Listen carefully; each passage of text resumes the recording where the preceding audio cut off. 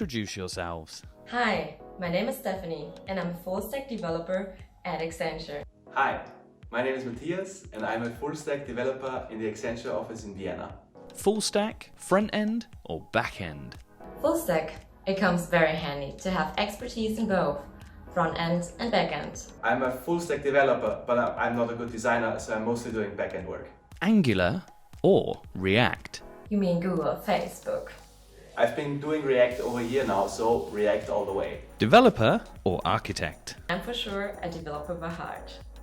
Architect first, developer second.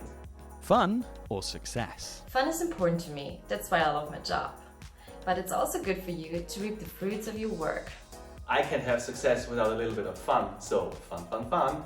Experience or discovery? Sometimes a change of scenery is good, which comes with new challenges. It can be tough, but still worth it. I sure enjoy both, but discovery is more exciting. Do you like acronyms? OMG no. TBH, I never get them right. WDYM, LOL, JK, sure. Why did you join Accenture? Because of our flexibility. It's like our work adapts to us. And no matter what drives you, there are always opportunities to develop them at Accenture. Working with the best people to make change happen and being on the front line of innovation.